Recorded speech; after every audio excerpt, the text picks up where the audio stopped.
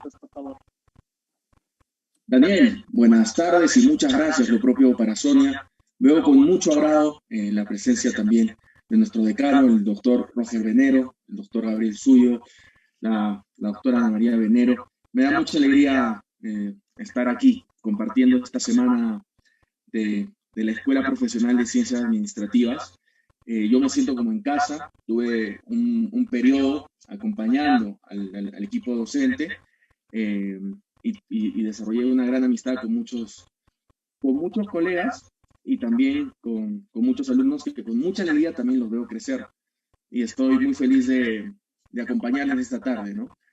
Mi intención es hacer una breve disertación. Tengo entendido que no creo que lleguemos a cumplir una hora, pero la idea es que esto sea un espacio de reflexión y diálogo, un diálogo que nos permita poner la vista en nosotros mismos, porque evidentemente cuando hablamos del potencial, el potencial que uno puede tener y hasta dónde puede llegar, definitivamente va a pasar por una reflexión autocontemplativa, ¿no? Es decir, uno solo puede dar lo que tiene. Si no lo tienes, es imposible que me lo des. Pero claro, ese dar lo que uno tiene, en quien recae principalmente es en uno mismo. Es decir, a quien más doy es a mí mismo. Y lo que más continuamente doy son precisamente pensamientos y miradas, es decir, mi propia interacción, ¿no? Entonces, me parece que gran parte del el kit de lo que voy a presentar esta tarde, va por esa dirección. Precisamente, qué pensamientos te das a ti mismo, qué miradas te das a ti mismo, y a partir de eso, qué es lo que proyectas, ¿no? Qué es lo que le proyectas al mundo, qué es lo que le proyectas a los tuyos, qué es lo que le proyectas a la sociedad. Entonces, por ahí van mis principales disparos. Estoy también pendiente al chat. Si alguien quiere hacer alguna pregunta, puede hacerlo en vivo en cualquier momento, puede hacerlo a través del chat interno de Zoom o a través de los comentarios en Facebook. Entonces, yo estaré encantado de que, como les decía, que esto sea un diálogo. Pues bien, creo pertinente empezar con algunas reglas que siempre son fundamentales, ¿no? Antes de empezar un intercambio de ideas. Y a saber, al menos en mi perspectiva, las reglas principales se reducen a tres, ¿no? Primero que nada, no me creas. Eso es fundamental. Y más si se trata de un espacio educativo. No se trata de que yo venga aquí en plan gurú, que no lo soy, a decirte cómo es que tienes que pensar, a instruirte, a, a adoctrinarte como si fueras un robot, ¿no? Como si fuera un software y que yo tengo que programarte en absoluto. Esa no es la idea. Eso por una parte, ¿no? Entonces, ten mucho cuidado con creerme. Te pido, por favor, que todo lo que recibas en este espacio pase por un filtro de juicio crítico. Es decir, que antes de recibirlo, decidas aceptarlo. ¿Mm? Es otra gran parte de esa dinámica que les presentaba al principio, ¿no? Uno solo puede dar lo que tiene y un paso más adelante, uno solo puede recibir lo que acepta, ¿no? Por más que yo venga y te ofrezca 10 cosas, si tú no las aceptas, al final no se cumple la entrega, ¿no? Pasa lo mismo con el conocimiento y por eso te pido que vengas con un juicio crítico, fundamental para, bueno, para que este espacio sea libre. A mí eso es lo que más me importa de las personas, que actúen en libertad y que ganen en libertad. Eso como primera regla. La segunda regla que te propongo es, eh, usa lo que te funciona, ¿no? O quédate con lo que te sirva. Habrá muchas cosas que yo diga en los próximos 40 minutos que finalmente tú tendrás que decidir, ¿no? Si te sirve, te lo quedas, y si no, no hay ningún problema. Recuerda que eh, todo este espacio tiene sentido en la medida en que tú le des utilidad, ¿no? Si tú no lo vas a utilizar, que sea porque lo decides, ¿no? No que sea por un capricho, no que sea porque, pucha, no sé, el profe que me tocó no me gusta lo que enseña, ¿no? O sea, tú eres responsable de estar acá, eres responsable de lo que te llevas de este espacio. Y esto último tiene una directa relación con, bueno, con la última regla, ¿no? Que es, haz lo que quieras, haz lo que quieras. Ya lo iba diciendo, ¿no? Creo que la educación se trata de liberarnos, ¿no? Y ayudar a liberarse. Entonces, quizás estás obligado, ¿no? Si estás obligado, ¿no? Y te están tomando asistencia y te dan puntos por estar acá, bueno, quizás lo haces porque quieres aprobar el curso, bacán, ¿no? Pero si decides quedarte, que sea porque más allá del punto, ¿no? El curso que te pueda estar obligando a, a aprobar, este, vamos, disfruta este espacio. Mira, yo estoy acá porque quiero. Eso también es fundamental. Yo estoy acá porque quiero, en el sentido más terco del término, ¿no? Si quieres, lo podría decir de siguiente modo: estoy acá porque me da la gana, ¿no? Y porque tengo ganas de estar acá.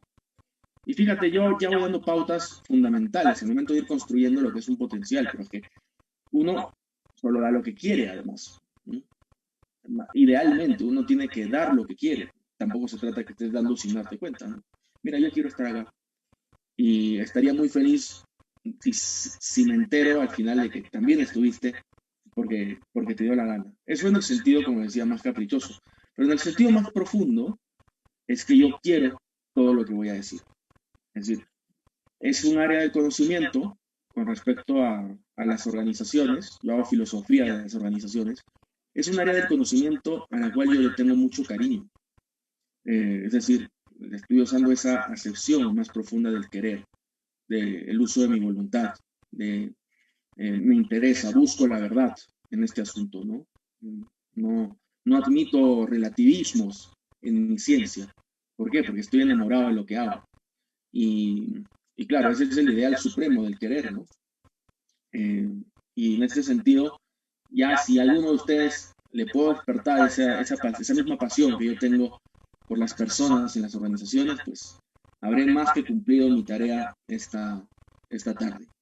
Entonces, dicho eso, eh, quédate si quieres, quédate queriendo, usa lo que te sirva, llévate lo que te funciona y por último, no me creas. Eso es lo más importante. Ese juicio crítico es una y otra vez lo que nos sacará adelante. Muy bien, dichas estas tres reglas, podemos pasar a, bueno, al tema que nos ocupa esta tarde, ¿no? El potencial. ¿Cómo puedo desplegar todo mi potencial? Pues lo primero será comprender en qué consiste tu potencial. Vamos a hacer dos aproximaciones a esta noción de potencial. Una primera noción desde lo general, en términos más semánticos, más lingüísticos, qué contenido, qué significa el potencial. Y claro, haremos un poco de filosofía del potencial. Pero luego en una segunda parte, eh, acerca de tu potencial, es decir, ya hacerlo personal, ya hacerlo una expresión de tu singularidad, ¿no? Esto es muy bonito porque cuando se habla de personas en las empresas, a menudo nos distraemos, ¿no? En conceptos abstractos como potencial humano, gestión del talento, recursos, pero a la hora de la hora, cuando a ti te toca dirigir personas, te vas a dar cuenta que esas abstracciones funcionan como modelo teórico, pero no son suficientes para, para la vida práctica, para la vida directiva, para la vida efectiva. Porque te das cuenta que cada persona que tienes al frente es una singularidad radical, una singularidad absoluta. Y en la medida en que tú te des cuenta, que a veces lo olvidamos, ¿no? Y es triste, pero en la medida en que tú te des cuenta que la persona que tienes al frente tiene esa cualidad de singular, entonces tu dirección va a ser de mejor calidad. Pero bien, un poco eso matizando los dos ejes que voy a manejar en esta jornada. Un primer eje, como iba diciendo, general, y un segundo personal, que creo que es más sustantivo, ¿sí? Más rico, más nutritivo, si quieres verlo en términos gastronómicos, más sabroso. A mí me gusta decirlo así. Bueno, entonces, vamos por la vía general, ¿no? ¿Qué significa potencial? Y a mí, particularmente, me gusta acudir a la raíz etimológica de los términos, ¿no? Potencial viene del latín potis, ¿no? Puede ser un poquito raro, pero ese potis, a su vez, da origen a términos más sugerentes, como por ejemplo poder. Y yo creo que el potencial tiene precisamente esa característica, ¿no? Está directamente vinculado con el poder. ¿Mm? Es decir, ¿cuál es mi potencial? Mi potencial está en el espectro de lo que tengo capacidad de poder hacer. Y ese poder hacer, de latín possumus, eh, ese potencial de lo que yo puedo hacer, tiene a su vez dos grandes fuentes, ¿no? A saber, mi propia capacidad, mi capacidad cultivada, mi capacidad cosechada, también muy importante. Y esto tendrá que ver con tu formación, tendrá que ver con que estés a la altura. Ese tópico es muy bonito, ¿no? Estar a la altura de las circunstancias que te corresponde hacer. Es decir, si tú no estás a la altura de tu contexto, difícilmente podríamos hablar de un potencial, para empezar. Eso por una vía. Y por otra, por tu ámbito de acción, ¿sí? Que va desde lo más biológico, de decir, ¿cuál está? Yo tengo en mi potencial la capacidad de volar, ¿sí? Atendiendo a la realidad, sería tan simple como que me aproxime aquí a mi terraza y pegue un brinco, ¿no? Mi terraza está en el tercer piso y me daré cuenta que carezco del potencial de volar, porque biológicamente estoy limitado. Entonces, acá viene un tema fundamental, que es la limitación inherente a nuestra condición humana. Y que está bien tenerlo en cuenta, porque si es que yo no me doy cuenta de mis límites, y con esto no me estoy diciendo que me autolimite, ¿no? Sino que sea realista, que sea realista. Y esto tiene mucho que ver con dos ángulos, que es la soberbia y la humildad, que enseguida lo desarrollo. No, pero yo tengo que darme cuenta que tengo límites y reconocer esos límites. Mira, paradójicamente, porque muchos dirían, no, es que mejor, mientras menos límites, más potencial. Y yo te digo todo lo contrario, no, porque la única manera que delimites tu potencial, es decir, que lo contextualices, que le des un marco en el cual tenga sentido, es precisamente reconocer tus límites. Reconocer tus límites. Estos límites, ya lo iba diciendo, en principio son biológicos, pero después, en un siguiente nivel, tiene que ver con tu, perdón por la palabra, un poco caprichosa, pero necesaria, por tu cognoscitividad, es decir, tu capacidad intelectual de conocer. Entonces, creo fundamental para hablar de potencial ir construyendo estos límites. A nivel biológico, a nivel material, es evidente. Yo no puedo tenerlo todo. Mi potencial no es absoluto. Mi potencial no es totalizador. Tengo límites que me impiden tenerlo todo, por más que quieras, ¿no? El ejemplo clásico está en la comida, en la alimentación. O sea, por más que me guste el ceviche, no me puedo comer todo el ceviche del mundo. Estoy limitado biológicamente, ¿no? Por más que quiera tener todos los relojes del mundo, un Hublot, ¿no? Un Casio, un Rolex, oye, por más que quiera tenerlos todos, realmente no los puedo usar todos porque la mano no me alcanza. No puedo decir, oye, pero si eres un ultra, mega, hiper millonario, puedes tenerlo todo. Bueno, puedes tener mucho dinero, sí, pero eso no significa después que puedas tenerlo todo. Es decir, hay que matizar ese enfoque, ¿no? De la posesión material. Porque muchas veces restringimos nuestro potencial a un tema material, ¿no? Y desde ese ángulo, pues la verdad es que terminamos siendo bastante pobres y bastante frustrados. Entonces, yo de verdad creo necesario darle otra dimensión al ser humano. Escalar de lo material a lo cognoscitivo, a lo intelectual, a lo, bueno, no necesariamente académico, ¿no? Pero sí definitivamente en nuestra capacidad de conocimiento. Entonces, cuando yo hablo de mi potencial cognitivo, ya es otra característica. ¿Por qué? Porque es menos limitado que mi capacidad de posesión material. ¿Sí? Eh, es más trascendente, digámoslo así. Y bueno, para no volver esto demasiado filosófico, pasaré rápidamente al tópico empresarial, ¿no? Porque toda esta teoría que estoy planteando en este momento, después, en la cancha de los negocios o en la cancha administrativa o directiva, se expresa del siguiente modo. Yo puedo estimular el potencial sí, material de mi gente, en otras palabras, su productividad, la puedo estimular con dinero, con satisfacciones materiales. Efectivamente, lo puedo hacer. Pero creo que sería un grave error reducir mi dirección y reducir mi empresa a solo eso. Un paso más adelante, ¿qué tengo que hacer? Tengo que estimular la capacidad de innovación, la capacidad de soluciones, la capacidad de creación de mi equipo. Y eso no se logra con dinero. La productividad, por supuesto, la logras con bonos, con comisiones, etc.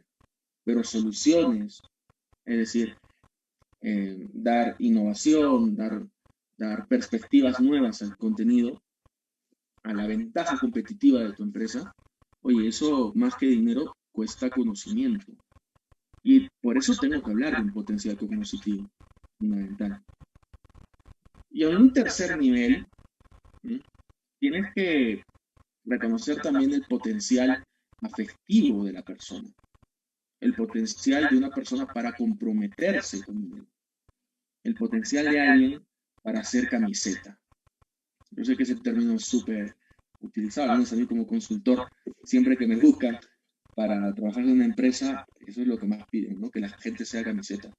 Y claro, para tú desarrollar un potencial afectivo, como lo es el compromiso, como lo es la confianza, que supera a lo meramente intelectual y que supera de lejos a lo meramente material, yo tengo que ver que el estímulo sea de esa categoría, es decir, de categoría afectiva. O dicho en simple, no puedo pretender que alguien se comprometa conmigo si antes yo no le he dado motivos para que esa persona sienta confianza hacia mí. Dicho en términos etimológicos, una vez más que tanto me gustan. ¿Por qué la gente confía en mí? Porque la gente me conoce en un cierto pasado, es decir, está conmigo en una anterioridad. Ese estar conmigo en una anterioridad se sintetiza del latín con junto a y pre, ¿sí? Y luego en un momento, es decir, comprensión. Comprensión. Comprender significa estar contigo en la anterioridad. Y ese es un requisito indispensable y necesario para luego estar contigo en una posteridad, es decir, en un futuro. Compromiso. Estar junto a ti en el futuro es eso, es el compromiso. Y deviene de un estar junto a ti en el pasado. Entonces, viendo estas características, ¿no? De cómo desarrollar un potencial material, ¿sí? Cómo desarrollar un potencial intelectual y un potencial afectivo, creo que podemos ir precisamente aterrizando ya en cosas concretas esta idea semántica de potencial. Es decir, lo que yo puedo hacer, lo que yo puedo dar, lo que yo puedo tener, lo que yo puedo pensar, lo que yo puedo amar, ¿sí? Aquello por lo cual yo puedo dar mi vida. Y te darás cuenta que las cosas que tienen mejor y mayor sentido de trascendencia son aquellas por las que estoy dispuesto a dar mi vida. Y uno podría decir, oye David, pero estás viniendo aquí a hablar de dar tu vida. Y nosotros estamos hablando de negocios, ¿no? O sea, no seas tan intenso, dirían algunos psicólogos, ¿no? Mira, yo creo que definitivamente si le vas a dedicar 8, 9, 10 horas de tu día a un proyecto, le estás dando tu vida. Creo que no hay matices al respecto.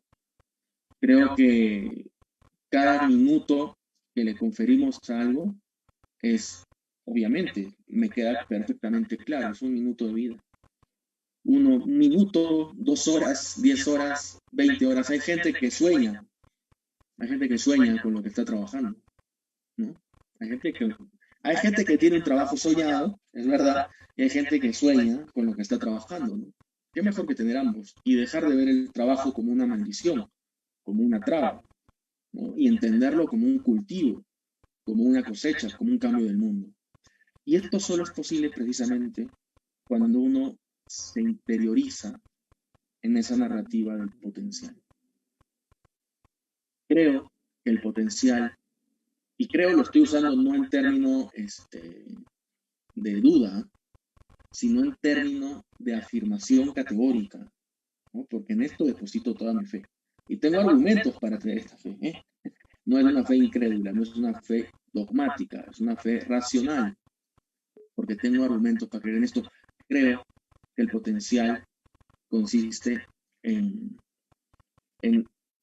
estar dispuesto a dar la vida por algo, definitivamente, ¿no? Claro, yo llego a estas conclusiones a través de esta reflexión, ¿no? Acerca de qué es el potencial en su sentido semántico, este poder. Luego, este potencial en su sentido semántico tiene una acepción posterior que va a tener con saber tener poder. Es decir, ya no estoy hablando del poder únicamente como mi capacidad biológica, cognitiva o trascendente de dar y de obtener. No, ahora voy a hablar del poder como categoría sustantiva, es decir, tener poder. Y esto de tener poder tiene mucho que ver con el puesto. El poder viene directamente asociado a tener un puesto. Habrá gente con más poder y habrá gente con menos poder. Pero lo propio del puesto precisamente es eso, es que tiene un respaldo legal, un respaldo legitimado, para que alguien ejerza ese poder y por lo tanto pueda hacer más cosas, Y desde acá ya hay que tener mucho énfasis en lo siguiente, ¿ah? Cuidado con dar poder a alguien que no tenga potencial. Eso es gravísimo. Dar poder a alguien que no tenga potencial. Porque eso va a generar no solo una mediocridad, no solo un enquistamiento, no solo una pobreza en el uso de ese poder, sino que va a generar un abuso del poder. Porque este abuso del poder se fundamenta en la incapacidad, precisamente. Entonces, de hecho se dice, ¿no? Un buen jefe, más que usar poder, usa autoridad. Dicho en la clave que estamos diciendo hoy. Un buen jefe, más que amonestar, más que poner castigos, más que dar recompensas, lo que hace es que su gente comprenda a lo que están dedicando su vida y se comprometa vitalmente, comprometa su vida en el proyecto que están haciendo. Pero bien, vuelvo una vez más a esta segunda sección del poder que quería desarrollar hoy día, ¿no? Que es el puesto, como un dispositivo legal, un dispositivo que me permite a mí un mayor ámbito de acción. Evidentemente, el presidente de la República tiene un poder, ¿no? Que no cualquiera de nosotros tiene. ¿Por qué? Porque tiene puesto. Y los congresistas, y los ministros, y un gerente en su empresa, etc. Pero mucho cuidado con darle poder a quien no tiene potencial. Es decir, a quien desconoce esto que estamos hablando. Porque si lo desconoce, me temo que en su torpeza y su ignorancia va a terminar por reducir el uso de su poder a una, bueno, a una expresión corrupta del mismo, ¿no? A una expresión corrupta del mismo. Pues bien, hasta ahí la primera parte, ¿sí? Que tenía que ver con esa descripción semántica. Voy a añadir un apéndice, porque creo que si vamos a hablar del poder como puesto, es necesario hablar también de la autoridad. Un poquito ya había dicho algo. Pero la autoridad, ¿qué es? Es esa cualidad moral según la cual la gente te quiere hacer caso. Entonces, ya que hay una distinción interesante con el poder, porque el poder es un dispositivo legal según el cual la gente te tiene que hacer caso, está obligada a hacerte caso. Si yo tengo el poder, al final tengo la última palabra. Pero, con la autoridad pasa algo distinto. No es que la gente me tenga que hacer caso, es que la gente me quiere hacer caso. ¿Por qué? Porque cree en mí, porque me comprende y porque la he comprendido y porque se ha comprometido y yo me he comprometido con ellas. Entonces, esta visión de la autoridad abre precisamente un vínculo, un retorno a esa noción de potencial que les estaba explicando al principio, ¿no? Destrabar ese potencial, ya no solo material, ¿no? Por supuesto, bienvenido sea el dinero bien ganado, y mientras sea más que lo necesario y más que lo suficiente, mejor, pero bien ganado.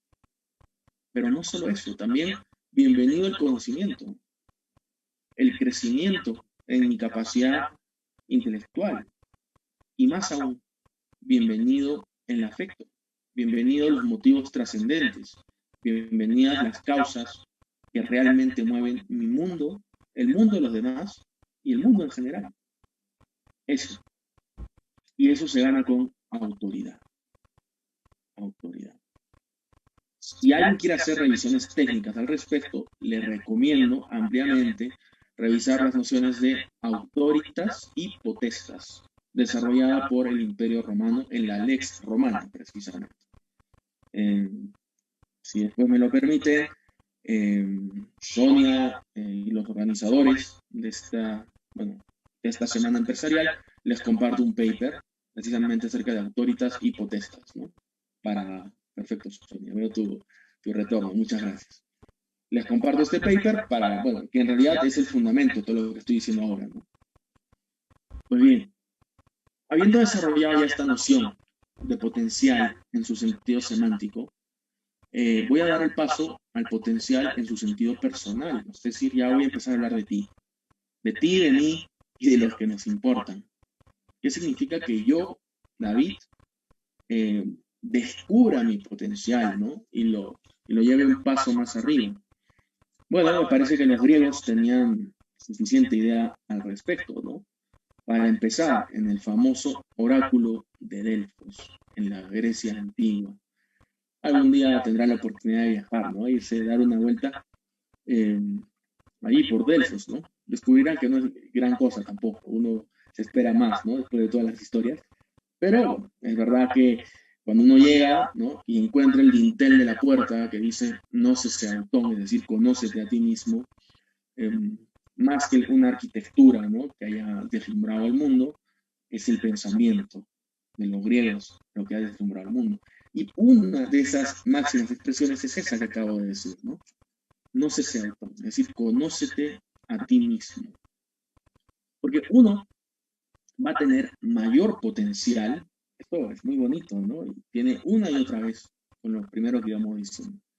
Uno va a tener mayor potencial en la medida en que mejor lo delimite. ¿Mm? Lo delimite para darle un contexto y pueda precisamente hacer una cosecha, un cultivo. Si me permites expresarlo en términos agrícolas, creo que es más claro. Tú puedes tener toda la tierra a tu disposición, ¿sí? Pero, reconociendo tus propias limitaciones humanas, reconociendo las propias limitaciones del terreno, reconociendo incluso limitaciones climatológicas, es decir, dándote cuenta, como decía el querido profesor Carlos Navarro, ¿no? Tomándote una buena dosis de ubicaína. En ese contexto, te das cuenta que para tú aprovechar mejor el terreno que tienes que trabajarlo parcela por parcela. Tienes que trabajarlo delimitadamente.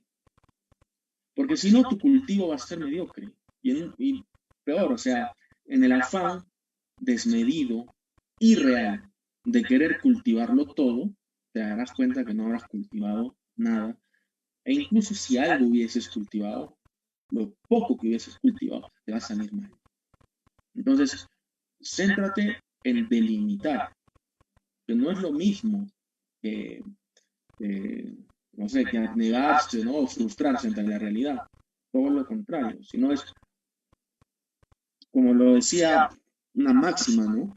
Clásica de la humildad. La humildad es vivir la realidad. El que tiene mejor potencial es el que tiene más sensatez con respecto a sus propios límites. Esto probablemente, no sé si lo haya escuchado en otras partes, ¿no? Pero Si no lo has escuchado, te cuento que cuando yo lo escuché me cambió en la vida, ¿no? 180 grados. Porque te retorna a la realidad, ¿no? Dejamos de vivir como personas vertiginosas, entregadas a la velocidad, ¿no? Todo lo contrario, yo creo que el mundo se trata de kairos. Kairos en griego significa calidad de tiempo, tener calidad de tiempo. Y esa calidad de tiempo precisamente se gana con delimitaciones. No pretendo quitarte tu libertad, ojo, eh, pero sí pretendo que ganes en libertad. Y esa es la gran paradoja de la libertad, precisamente el potencial, de que uno tiene que reconocer sus límites internos.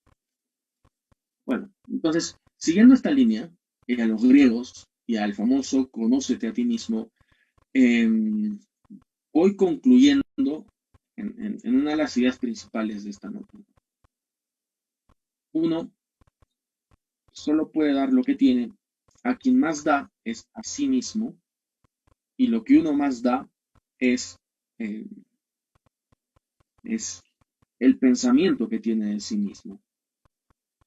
Entonces, eso de irte conociendo, para empezar, que no acaba nunca, sí, obviamente es una tarea ilimitada, infinita, no alcanza un conocimiento material, no alcanza un espejo para yo verme y decir, ah, ya, ese soy yo, chévere, ya está, ¿no? No alcanza un espejo, evidentemente.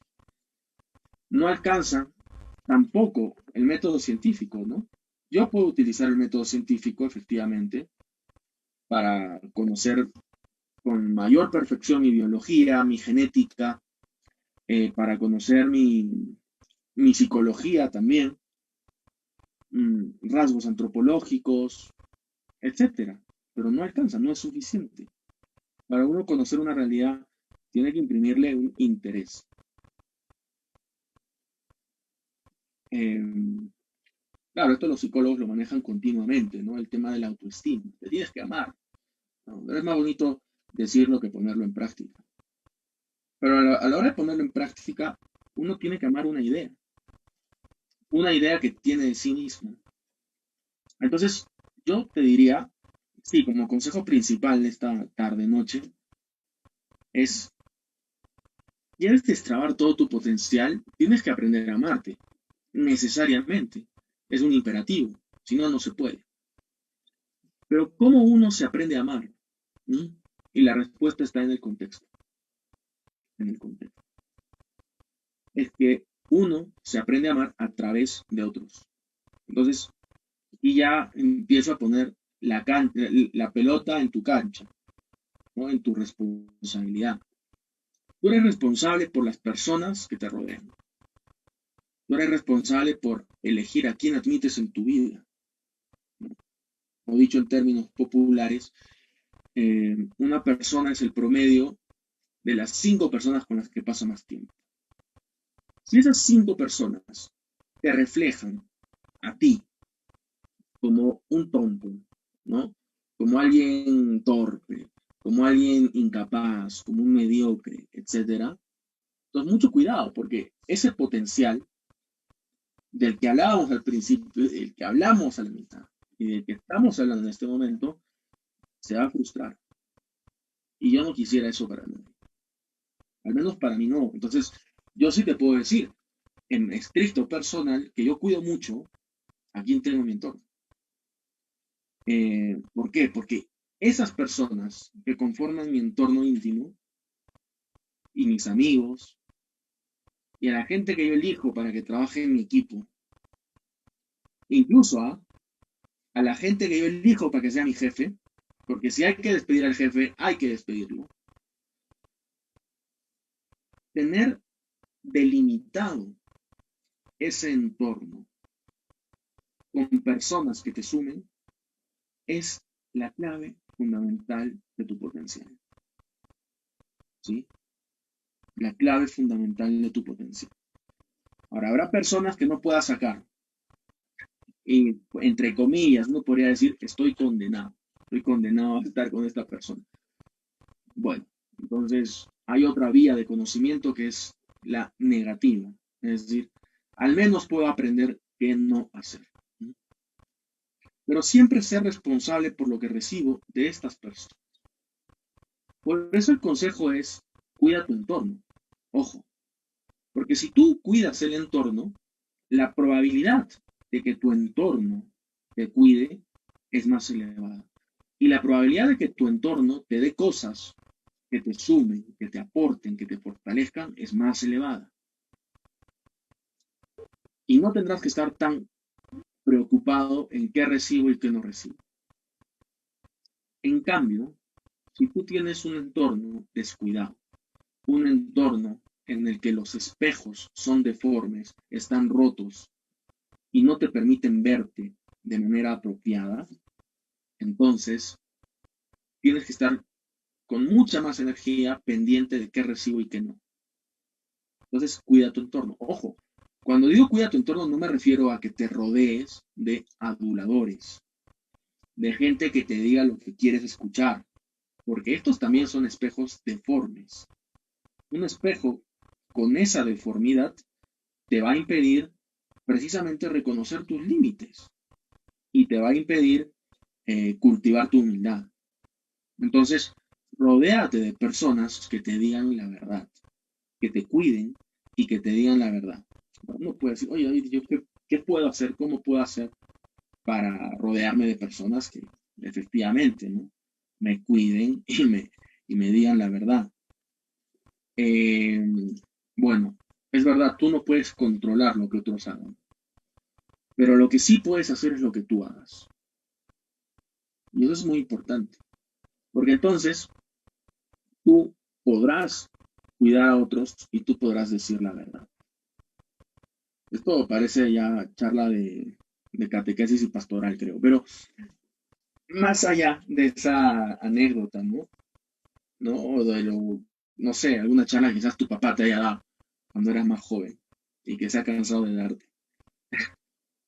Eh, Esto es lo que los jefes necesitan saber para dirigir bien. Es el ABC, es ese interés genuino, ¿no? Acompañado, por supuesto, de lograr resultados, tener las cosas claras, acompañado de tener planes bien aterrizados, acompañado de tener indicadores y todo el sistema formal que compone una empresa. Pero la empresa no se limita a eso, es mucho más. Porque la empresa al final del día sí tiene como objetivo generar riqueza, hagamos riqueza, pero no solo material. Hagamos riqueza intelectual y hagamos riqueza trascendental, es decir, que nuestra gente en nuestra empresa se sepa reconocida y se sepa permanentemente atendida. Entonces, bueno, creo que un poco estas pastillas que está dando hoy son útiles tanto para el directivo como para el universitario que se está formando para ser directivo. A mí me gusta ver siempre a mis alumnos con esa condición de que van a ser grandes, que ya lo son, de hecho. No todos. Ustedes saben la competencia que hay para entrar a la universidad, ¿no? No todos logran este reto, ¿no? Muchos lo sueñan, no todos lo alcanzan. Ustedes están viviendo esto soñado. Ustedes están dedicándole su vida a esto. Entonces, hagan que sea algo por lo cual vale la pena dar la vida. Y entonces, el tema del potencial, toda esta teoría, ¿no?, que les he estado expresando durante ya 40 minutos, se expresa sola, que es la mejor manera, como lo es la filosofía. La filosofía es pensar lo cotidiano y lo ordinario, ¿no? Y encontrarle un fundamento para qué, para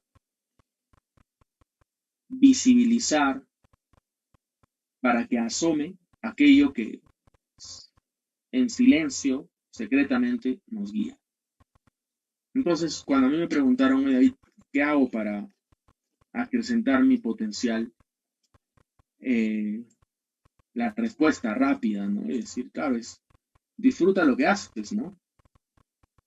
Pero claro, no quería que esa respuesta se quede en una frase tan simplista, ¿no? Quería darle todo el argumento de fondo y eso es lo que espero haberles dado hoy. un argumento de fondo acerca de por qué cuando alguien está convencido que lo que hace merece su vida, entonces el potencial se expresa solo. Pues bien, yo he dicho todo lo que tenía que decir. He cumplido mis 40 minutos y si hubiese cualquier duda, pregunta, inquietud, consulta, estaré encantado. Muchas gracias por vuestro tiempo. Es tiempo exacto. Muchas gracias, Magíster.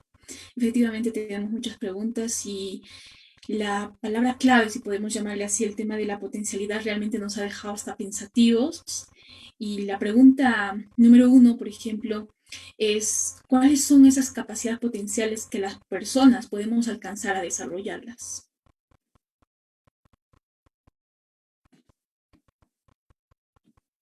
Magister, por favor, no lo podemos escuchar.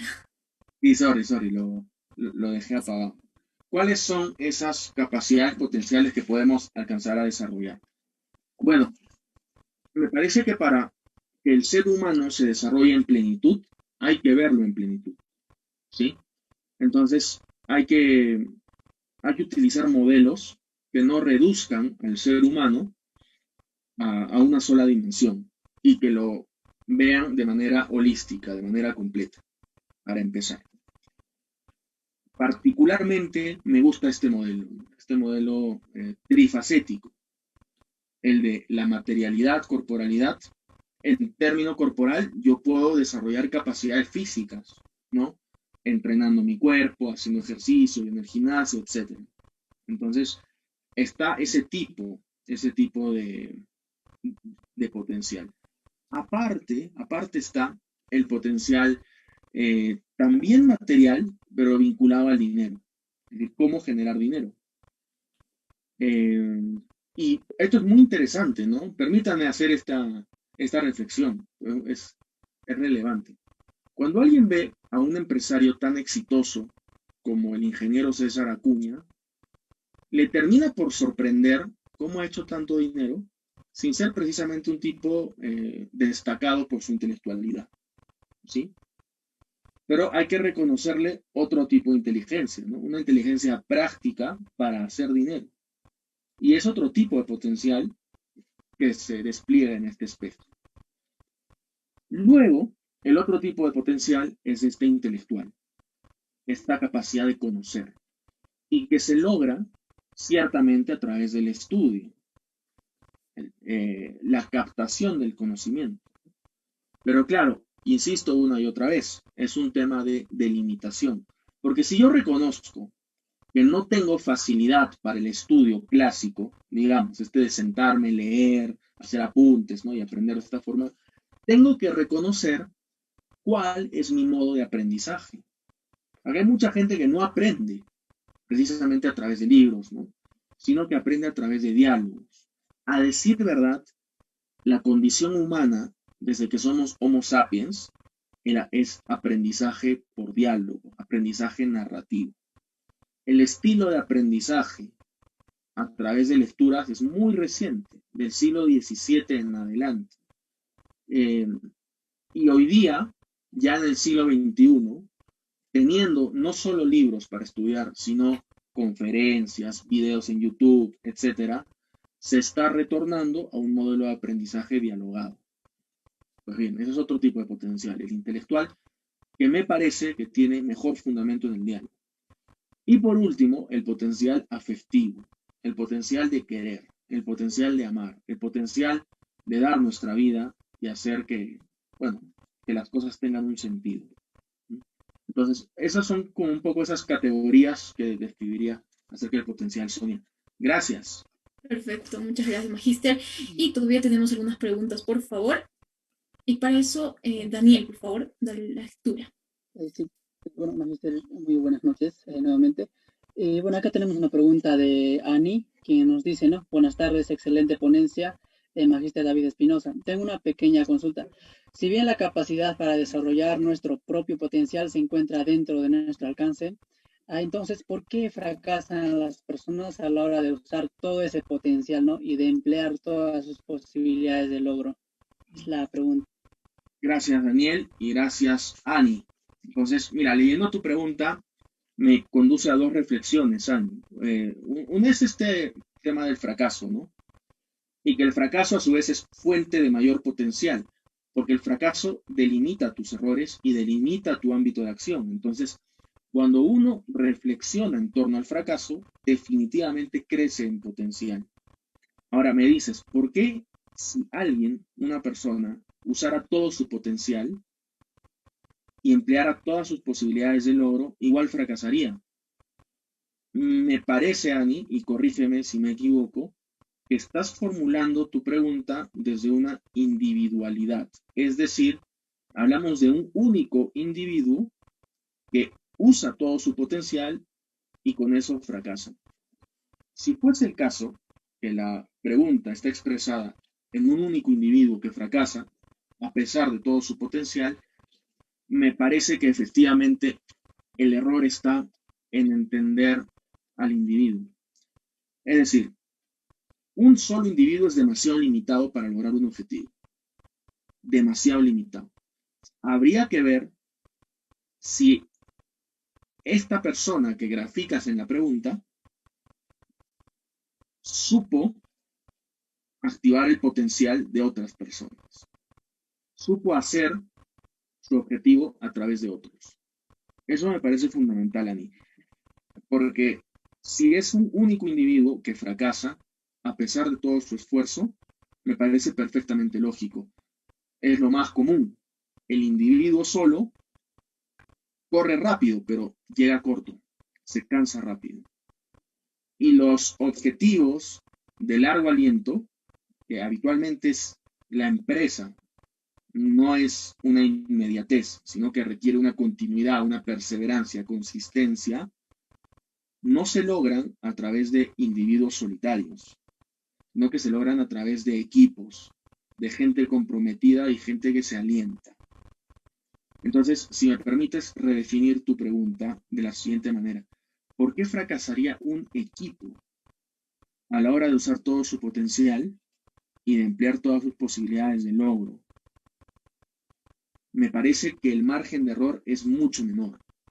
Efectivamente puede fracasar y habría que ver la singularidad de ese equipo. Pero si tú comparas el fracaso del individuo con el fracaso del equipo, un buen equipo que usa todo su potencial, como sugiere tu pregunta, es muy improbable que fracase. De hecho, estos son los equipos que han cambiado el mundo, que han usado todo su potencial, ¿no? En toda la historia de la humanidad es así. Entonces, Ani, gracias, espero haberte respondido. Y bueno, eso, gracias, Ani. Daniel. Muchísimas gracias, Magister. Y bueno, tengo todavía otras consultas relacionadas más que todo tal vez al campo empresarial o organizacional. Y pues la pregunta dice, ¿cómo puedo descubrir, ¿no? Si mi empleado tiene potencial? ¿Y qué opina, ¿no? Del poder y la autoridad que justamente habías mencionado, ¿no? El poder y la autoridad. ¿Qué opina sobre esto en las organizaciones actuales? ¿Se está logrando distribuir bien ese poder y autoridad o se está logrando usar bien, ¿no? En nuestras organizaciones actuales? Voy por lo último, en una línea, Daniel, gracias.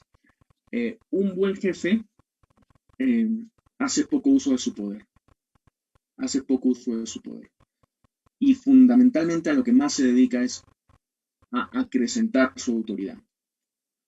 Esa autoridad tiene dos grandes derroteros. Capacidad intelectual, esa autoridad de que, oye, mi jefe sabe lo que hace, ¿no? Y yo confío en que sabe lo que hace y por eso lo sigo.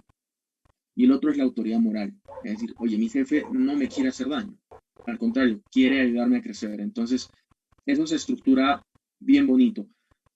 O sea, Daniel, más que hacer un diagnóstico generalizado, me parece que habría que ver jefe por jefe, organización por organización.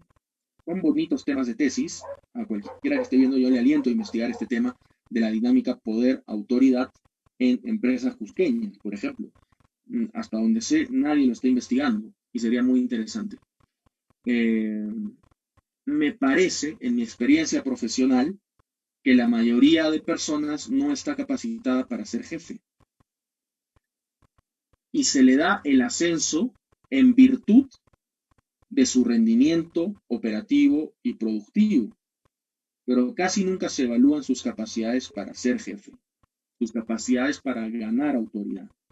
Entonces puede ser una persona muy competente en lo suyo, en la cancha, en la chamba, pero le das poder y lo mandas al matadero, porque no sabe tener poder, porque usa mal el poder y no sabe generar autoridad. Concluyo, en la mayoría de casos me parece que la gente no está preparada para ser jefe.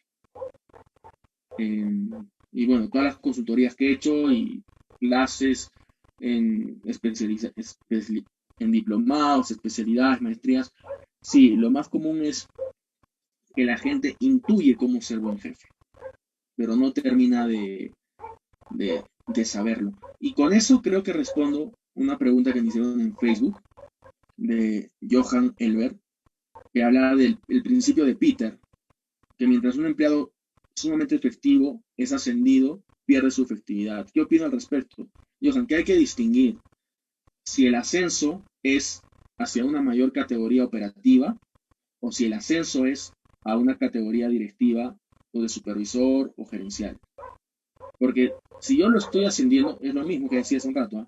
Si yo lo estoy ascendiendo por un criterio de operatividad, pero no teniendo en cuenta su capacidad de jefe, lo estoy quemando, Johan. Entonces, se cumple el principio de Peter.